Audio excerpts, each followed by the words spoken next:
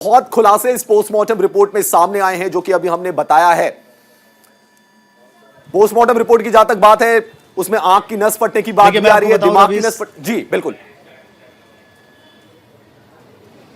बिल्कुल रवीश, मैं आपको बताऊं कि इस वक्त हम ग्राउंड जीरो पे हैं। हम उस जगह खड़े हैं जो शॉप 24 साल तक सहेज के रखा था उमेश जी ने।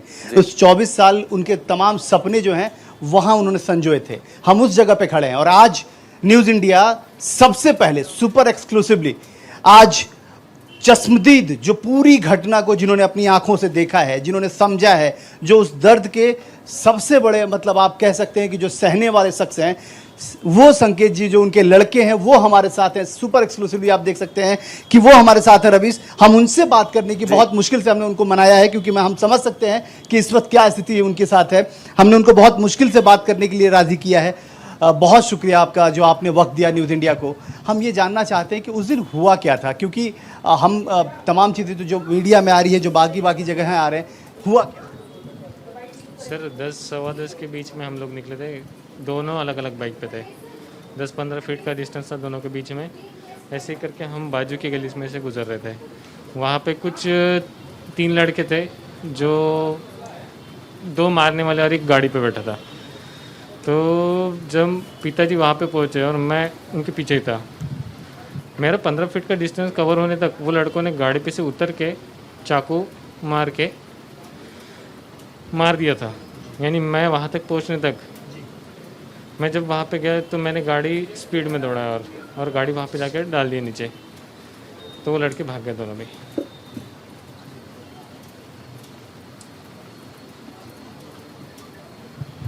एक सवाल बहुत लाजमी से है कि आप जब यहाँ से निकले, क्योंकि जो आखिरी जो रात में हम कह सकते हैं कि आखिरी रात थी, उस वक्त आखिरी बातचीत क्या रही आपकी? मतलब किस तरीके से आपने बातचीत किया और क्या क्या बातचीत हुई है?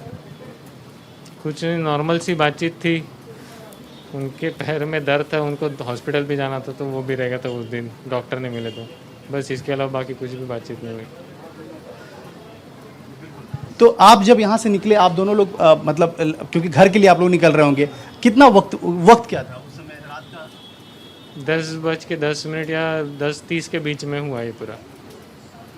और पहले से क्या मतलब कभी आपसे पिताजी ने कभी बातचीत में कभी इस तरह की चीज़ें कही हो कि ऐसा कुछ किसी का मैसेज आया हो या किसी ने कुछ कन्वे किया हो या कुछ इस तरह की बातें आई हो सामने, कभी ऐसा लगा हो? कभी नहीं सर, कभी ऐसे कुछ हुआ नहीं। उनको ना मैसेज आया ना कुछ कॉल वगैरह कुछ भी नहीं। उन्होंने ऐसे मेरे को बताया भी नहीं।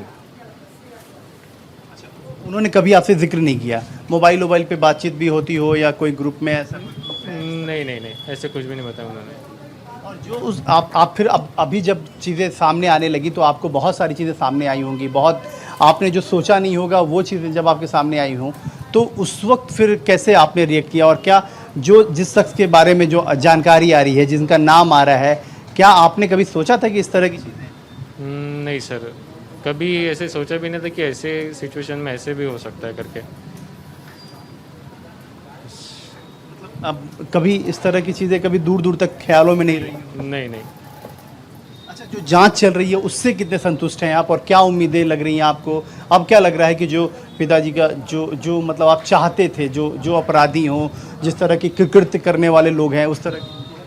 सर पुलिस प्रॉपर इन्वेस्टिगेट पहले से ही कर रही है। उन्होंने स्टार्टिंग से सपोर्ट किया रेगुलर, और जो इन्वेस्टिगेट हो रहा है वो कहीं रिवील ना करे, हमें वो बताते आई है। अगर पुलिस आपको बताते आई है और उन्होंने हमारे को प्रोटेक्शन भी दिया है।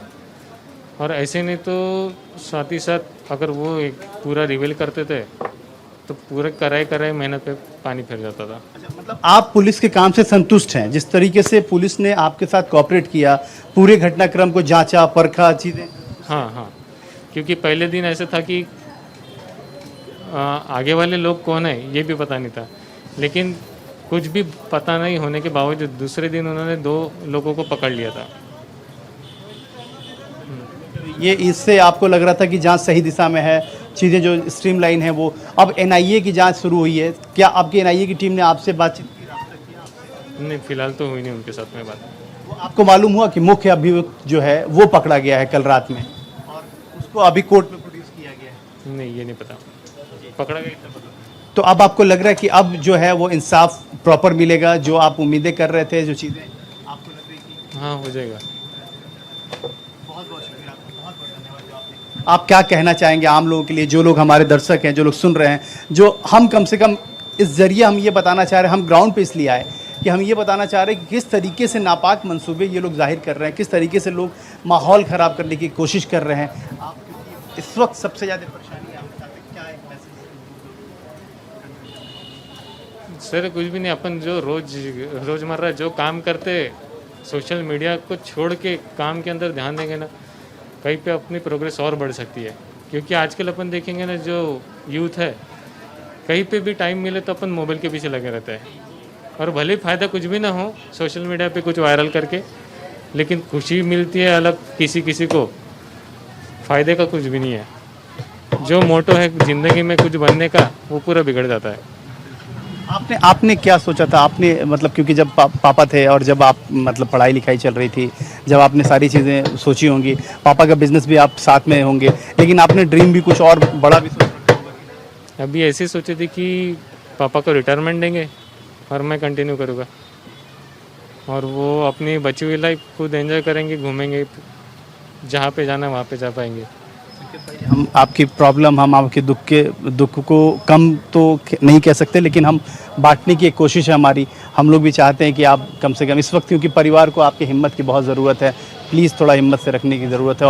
और अभी जो जांच जो हो रही है, जो जिस तरीके से आपने भी कहा कि आपको जांच में कोऑपरेट है, घर में किस तरीके से आप जाते होंगे, सामने मम्मी को फेस करना पड़ता होगा, वो कैसा, किस तरीके से? नहीं भी सर, कैसे जो हुआ अभी उसको एक्सेप्ट करना, यही पहला ऑप्शन है, क्योंकि वही सोच सोच के दिमाग पूरा खाली हो जाएगा नहीं तो। और मम्मी को संभालना भी वो मेरे ऊपर जिम्मेदारी है। चौथे दिन से आपने फिर दुकान खोला और फिर आपने धीरे धीरे आ गए थे। आपके लिए विश ऑल द बेस्ट, क्योंकि आपको इस वक्त बहुत हिम्मत का सहारा चाहिए, बहुत सारे मजबूत से आपको काम करना होगा, क्योंकि आपको पूरा परिवार देखना है, सारी चीज़ें हैं, बड़ी जिम्मेदारी न चाहते हुए भी आपके कंधे पर है।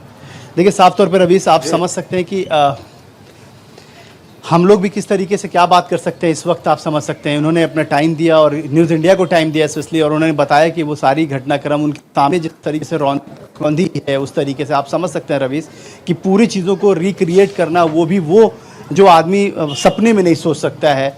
आप सोचिए पिता का जाना क्या, मतलब उससे बड़ी दुनिया में कोई घटना नहीं होती है।